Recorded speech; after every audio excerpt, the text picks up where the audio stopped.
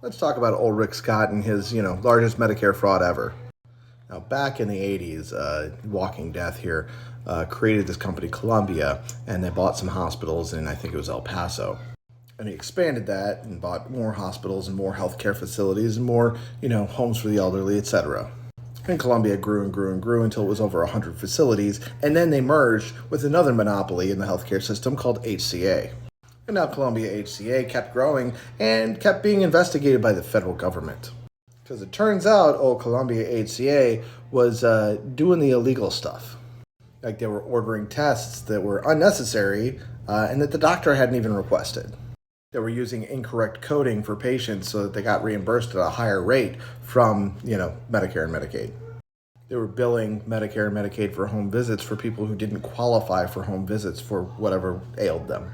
And on top of that, they were committing tax fraud by claiming that stuff that was marketing, they called it community outreach, when it was actually just like commercials on TV and stuff. So in the end, Rick Scott left the company like a few months after those allegations came to light. And then the company said, okay, well, we'll just settle. Here's $1.7 billion federal government for, the fraud that we're not admitting that we did, but that, we're settling with you about. Because innocent people settle. Now the question is, did Rick Scott know that this was going on? He was the CEO of the company for the entire time, and he claims that in like the financial reports that he got as CEO, that none of that looked weird. Like he wants to say that like the reports that he got were maybe adjusted for his eyes so that like they were hiding that from him. And I personally think that Rick Scott probably knew something because during a civil trial regarding this whole matter, he pled the fifth 75 times. Now, this was in a civil trial deposition, so it wasn't part of the federal investigation that he pled the fifth 75 times.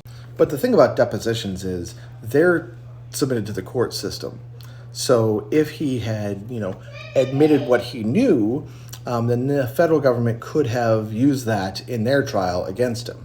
Or to put it more plainly, he wasn't saying anything because he knew what he did was illegal and he had the information and he didn't want the feds to get that information because they would use it against him and throw his ass in prison.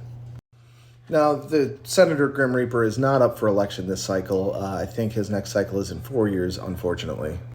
Skeletor at some point in time has telegraphed that he wants to run for president. I don't think he'll ever have the political capital to do so, but for now, he's got this 11-point plan that is basically insane.